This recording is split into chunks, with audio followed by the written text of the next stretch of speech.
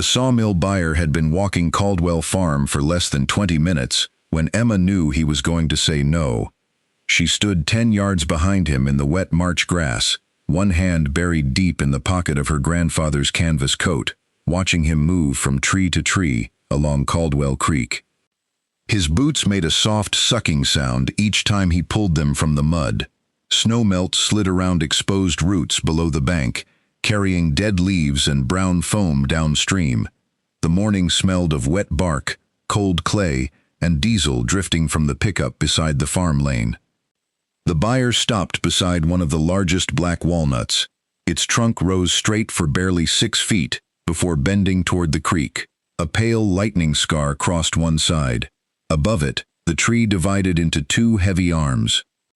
The yellow paint stick clipped to the buyer's vest tapped against his chest. "You said your grandfather planted these?" "Some of them. The older ones were here before he bought the creek ground." The man nodded but wrote nothing. Then he moved on. The next walnut forked too low. Another twisted around an old wound. One carried a burl the size of a feed bucket. Farther down, a tree leaned toward the water, with half its root flare exposed above the creek bank. There were 180 black walnuts along Caldwell Creek. Emma knew because she had counted them twice after Walter died. For most of February, she had allowed herself to believe those trees might save the farm. Everybody knew black walnut could be valuable. Straight logs became expensive furniture, cabinetry, veneer, gun stocks. Walter had protected the grove for decades, even when timber prices rose, and with First County Bank tightening around Caldwell Farm, Emma had begun to wonder if the trees were the emergency reserve he had never needed to use. The buyer reached the end of the grove and walked back toward his truck. "There's walnut here. Probably good color too. But, for us, most of these aren't worth hauling. Why? Too much sweep, too many low forks, storm scars, short clear lengths. By the time we square them up, we'd waste too much." "How much would you offer for the whole stand?" The man looked toward the creek. "I wouldn't." The answer was quiet, professional, final. There was no insult to fight, and no low offer to negotiate upward. The man simply did not want the trees. For weeks, Emma had been turning possible timber prices over in her head while feeding cattle and lying awake at night. She had done it in the tractor cab, with one hand on the wheel and the other holding a feed store receipt. She had done it at the kitchen sink while hot water ran over cracked knuckles. She had even written 3 different estimates in the margin of the bank statement, each one ending with enough money to buy a few more months. Now that number had become 0. "If you had 40 or 50 good straight stems, different story," the buyer added. "Your grandfather let these go a long time." Emma's fingers tightened inside Walter's coat pocket. "Nothing wrong with old trees," he said more gently. "They're just not sawmill trees." The diesel coughed twice before catching. Emma watched his pickup disappear beyond the ridge. The yellow paint stick never left his vest. Not one tree had been marked. She walked back toward the creek and pressed her palm against the rough bark of the first walnut he had rejected. Walter Caldwell had known timber. He had sold white oak from the North Ridge, cut storm-damaged hickory, and taught Emma to choose cedar fence posts one at a time, because poor material meant doing the same work twice. When she was 11, he had made her pull up a post she had spent half an hour tamping because it was not deep enough. Walter handed the post driver back to her. Do it once or do it twice. He was not careless with wood. Yet for nearly 40 years, he had protected these walnuts. Emma stood there long enough for cold to work through the knees of her jeans. A red-tailed hawk circled over the south pasture. Somewhere downstream, water knocked a loose branch against stone at steady intervals. She tried to remember every time Walter had refused to cut near the creek. There had been a logger once, when Emma was 14, who wanted 3 large walnuts near the crossing. Walter had listened to the offer, looked toward the bank, and shaken his head. At the time, Emma had assumed he was being stubborn. Now the memory felt less simple. The next morning, Emma bought 2 rolls of orange flagging tape. By noon, She was back along Caldwell Creek with a forestry tape, pencil, and waterproof notebook. She measured trunks, marked low forks, recorded burls, wounds, dead limbs, and leaning stems. By the evening of the second day, orange strips fluttered all along the creek. Emma tied the final one around tree number 180. A pickup slowed on the county road. Earl Mercer lowered his window, heard Denny's mill passed. They did. His eyes moved over the orange ribbons. How many trees? 180. That's a whole lot of crooked timber. Looks that way. Walter should have thinned those 20 years ago. Emma pulled the knot tight. Maybe. Well, don't spend good money chasing bad wood. The truck rolled away. 1 week later, Emma spent $700 she could barely spare to do almost exactly that. Ray Loomis arrived pulling a portable bandsaw mill behind a faded Dodge. Emma showed him a walnut that had fallen during an ice storm before Walter died. Its crown was dead, the root ball half lifted from the bank, and the trunk curved enough that Ray needed extra blocks to keep it steady. This is the one? This one. You sure you don't want something straighter? No. Ray looked at the crooked trunk again. Your money. The mill engine started with a metallic bark. Wet sawdust sprayed across Emma's boots as the blade entered the log. Within seconds, the sharp, earthy smell of fresh walnut filled the cold air. The first slab came free. Ray rolled it. Near the crotch, the grain opened into broad, dark feathers. Chocolate-colored lines folded through reddish-brown heartwood, spreading away from the fork like smoke trapped beneath the surface. Ray stopped talking. Emma's eyes stayed on the dark swirls as she touched the cold, damp wood. Well, Ray said. Well, what? That's prettier than it had any right to be. For the first time since the sawmill buyer left, Emma felt something loosen inside her. Not relief. One beautiful slab could not save 96 acres. But Walter had known something. She stayed beside the slab after Ray stepped away to adjust the mill. Sunlight broke through the clouds for only a moment, catching the wet grain at an angle and making the feathered pattern deepen. Emma remembered Walter rubbing oil into the handle of an old walnut hand plane when she was little. He had told her dark wood often hid more than it showed until a person cut it open. She had forgotten that. Now the sentence came back with uncomfortable clarity. Walter Caldwell had died 4 months earlier at 81. After the funeral, Emma returned to the farmhouse and found his work boots beneath the kitchen bench. Mud had dried gray around the toes. One lace had been replaced with baling twine. She stood there in her funeral clothes while the refrigerator hummed and cattle bawled from the winter lot. For 3 weeks, she could not make herself move those boots. On the 4th week, she finally picked one up because she needed the space beneath the bench for a box of veterinary supplies. The boot was heavier than she expected. A small stone fell from the tread and clicked across the kitchen floor. Emma crouched to pick it up and recognized the pale limestone from the creek crossing. She kept the stone in the kitchen drawer without deciding to. Her father had died when she was 16. The morning after his accident, Emma sat at the kitchen table staring at untouched coffee while cattle called from an empty bunk. Walter sat across from her. Grief gets the whole day if you give it one. Cattle still want breakfast. At 16, Emma hated him for saying it. At 24, she understood. After Walter died, the cattle still wanted breakfast. The tractor still needed fuel. The barn roof still leaked. And First County Bank still mailed envelopes with Emma Caldwell printed across the front. She inherited 96 acres, 47 head of cattle, an old John Deere, worn equipment, failing fences, and debts Walter had rarely explained in full. The worst number was $42,000. That was how much she needed to reduce before the end of summer if the bank was going to continue carrying the farm without requiring a land sale. Tom Hensley, the bank manager, had known Emma since childhood. His office smelled of paper, carpet cleaner, and coffee that had sat too long on a hot plate. The East 30 would cover most of what we need. It would take the creek pasture. It would protect the rest of the farm. By making the farm smaller. Tom leaned back. Your grandfather refinanced after the drought, then hay failed. Then came the hospital expenses. These numbers have been going one direction for 3 years. Emma stared at Walter's signature. He had always been good at making bad news sound temporary. A failed crop became a dry year. A loan became something he was carrying. Hospital bills became paperwork. Now all those temporary things were sitting together in one folder. A cattle operator west of town had already offered to buy the eastern 30 acres. Good pasture, Caldwell Creek, and most of the Walnut Grove.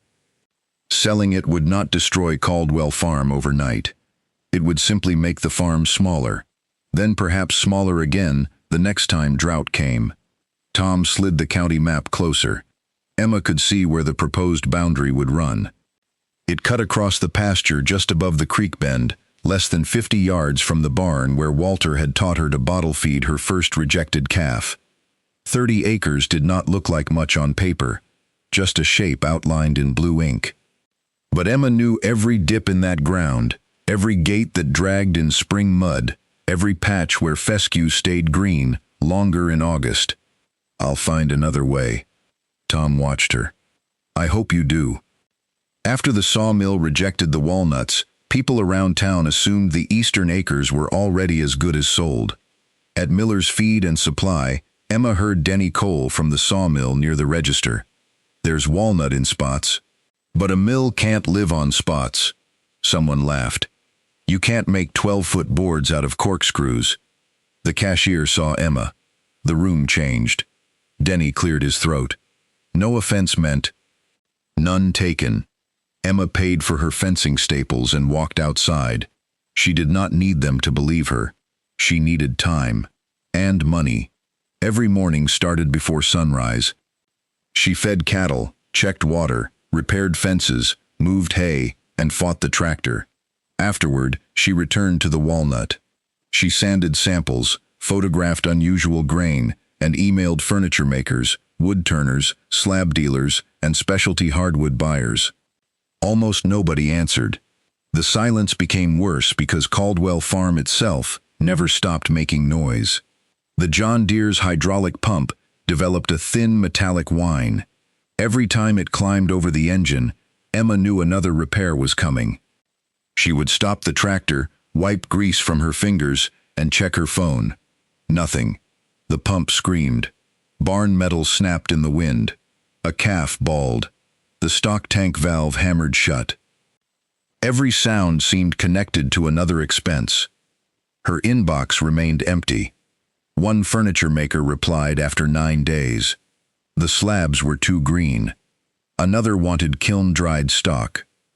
A buyer in Kansas wanted wider matched pieces. Emma changed subject lines and sent more photographs. Figured Missouri black walnut. Storm salvaged walnut slabs. Crotch figure available. Most messages vanished into silence. By the 3rd week, Emma had learned the exact sound her phone made when a real email arrived, and the duller vibration that meant another bank notification. She began carrying the phone in the chest pocket of Walter's coat. Every vibration made her stop. Once, while repairing fence, she dropped the pliers in mud and nearly tore off her glove trying to reach the phone. It was an advertisement from a farm supply company. Emma stood in the field staring at the screen until it went dark. Then, the tractor pump whined from 50 yards away. The sound felt almost mocking. She picked up the pliers and went back to work. Then, one rainy evening, while searching Walter's workshop for an old moisture meter, Emma found a cedar chest behind a cabinet. Inside were decades of farm records, cattle pedigrees, seed receipts, rainfall totals, hand-drawn maps of Caldwell Creek. At the bottom lay a small black notebook. Walter's handwriting filled nearly every page. April 1978, South Bend lost 3 Fort Bank after hard rain. June 1982, Walnut roots holding below crossing.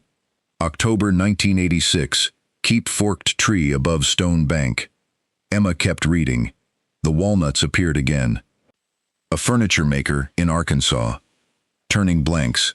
Crotch pieces. One entry recorded 6-figured sections and a sale price high enough that Emma checked the year twice. Walter had sold crooked walnut before. Not truckloads, pieces.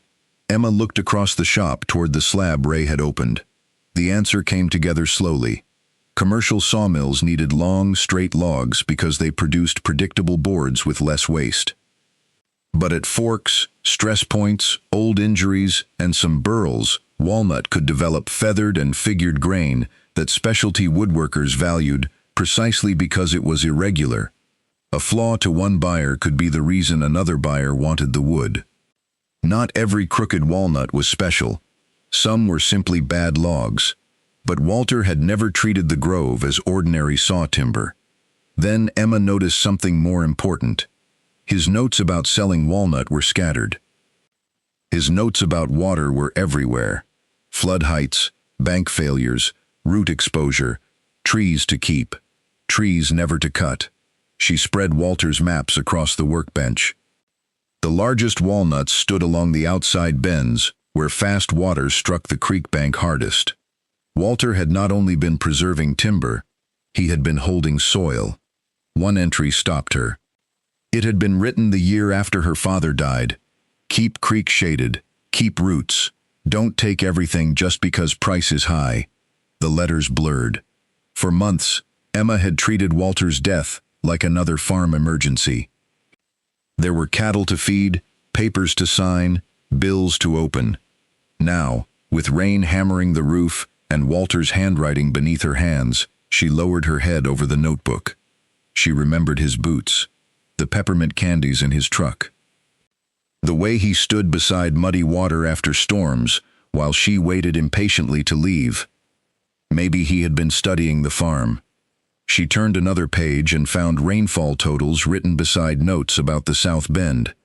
Walter had recorded storms Emma could remember from childhood. The year the creek washed out the lower gate, the spring when water reached the second fence wire, the summer a thunderstorm dropped enough rain in one night to flatten the hayfield. Beside those entries, the same trees appeared again and again. Keep, roots good, bank stable. Emma sat back. The grove was not an accident. It had been watched, tested, kept. When the rain softened, Emma wiped her face with Walter's coat sleeve. On a clean page, she wrote, "Do not clear the creek." Below it, "Sell value, not volume." Knowing what Walter meant did not pay the mortgage. Emma kept searching for buyers. She built drying racks from salvaged lumber, spaced slabs for airflow, sealed the ends, and checked moisture. The barn slowly took on the warm, spicy scent of drying walnut beneath the usual smell of hay and cattle. She harvested only what the farm had already lost: dead trees, storm-broken limbs, unsafe leaners. Then, in early May, a furniture maker in northwest Arkansas bought 2 crotch slabs. Emma stared at the payment notification. It would not save the farm, but the price per board foot was several times what the same crooked wood would have brought as low-grade lumber. A woodturner bought smaller pieces. Another shop asked for dense blanks. For the first time, the walnut idea produced real money. Hundreds at first, then more. Still not enough. The small payments changed something anyway. They gave Emma evidence. Until then, she had been surviving on Walter's notes, one beautiful slab and a theory. Now there were names attached to invoices and actual deposits appearing in the farm account.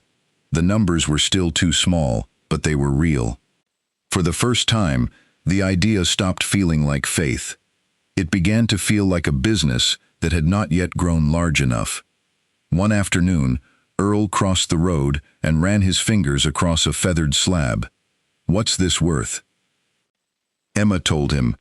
His eyebrows rose. "For that? For that. Why not cut 10 more while you've got buyers?" Emma brushed walnut dust from her palms. "Because the creek's using them." Earl looked toward the grove. "Walter tell you that?" "Eventually." The farm kept taking money. The tractor's hydraulic hose burst. A cow developed an infection. Diesel climbed. Rain found a hole in the barn roof above the drying slabs. Then another envelope from First County Bank arrived. Emma laid it beside the veterinarian bill, fuel receipts, and property tax statement. She unfolded the map of the eastern 30 acres. The cattle operator's offer remained penciled in one corner. She ran the numbers twice. Still short. Walter's empty chair sat across from her. A shallow scratch marked one arm where his belt buckle had caught it for years. "You could have told me." The refrigerator hummed. "You could have told me how bad it was." Her voice cracked. Everyone had described Caldwell Farm as Walter's gift to her. No one talked about how inheritance could feel like being handed something precious while someone else was already holding a clock. She could sell the 30 acres. The pressure would ease. She could repair the tractor. Sleep without fearing the mailbox. For several seconds, surrender felt almost peaceful. Emma even took a pen from the drawer. She set it beside the offer. For nearly a minute, she stared at the blank place where her signature would go. Her hand moved toward the paper once, then stopped. She imagined survey stakes crossing the creek pasture. Someone else's fence. Someone else's cattle. Walter's walnuts, standing on land that no longer belonged to Caldwell Farm. She imagined driving past the place years later and seeing fresh stumps where the orange ribbons had once moved in the wind. Emma put the pen down. She folded the map. She still had no solution, but she put it back in the drawer. 3 weeks later, the storm came. Rain began before dark. By 2 in the morning, it hammered the farmhouse roof so hard Emma could barely hear the weather radio. Then beneath the rain came a deeper sound. Water. She drove toward the eastern pasture.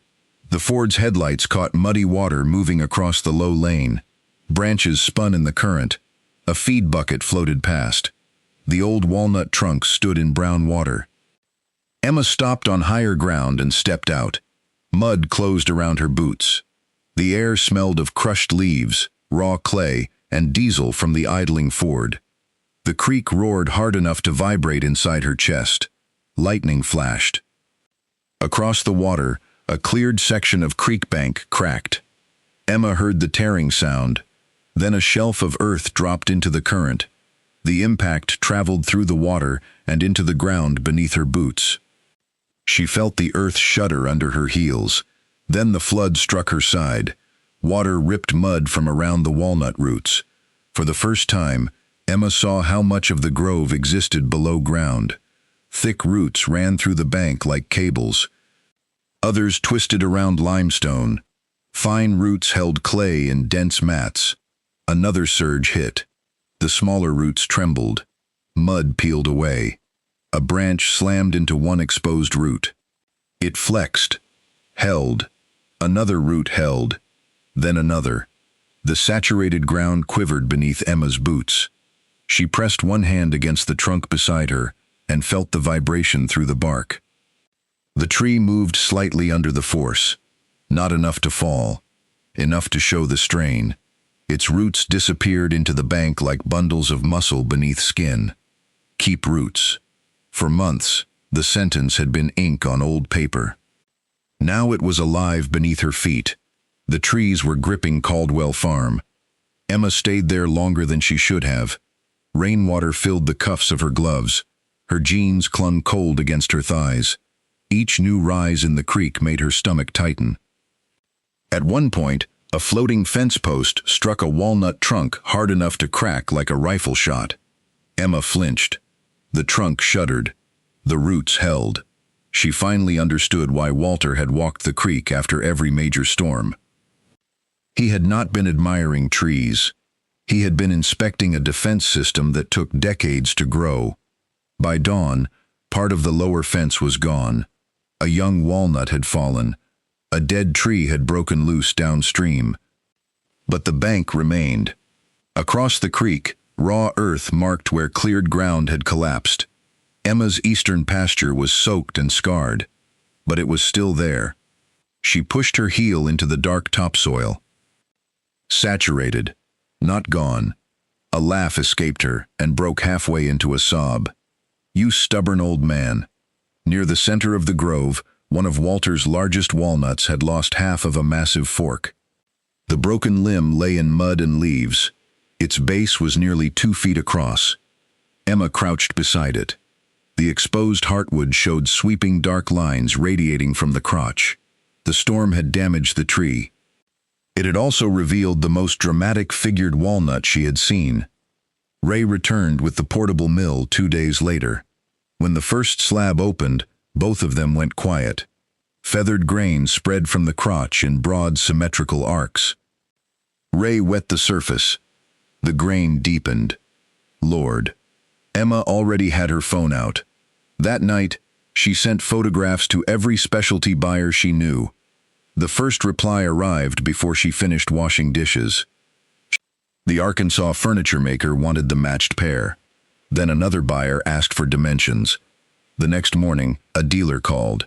Then another shop. One photograph passed from one craftsman to another. For months, Emma's inbox had remained silent while Caldwell Farm screamed for money. Now her phone chimed. Again. Again. Again. The traits the Sawmill had rejected were the traits these buyers wanted. Curves, forks, crotches, figure, irregular grain. Not every crooked section was valuable.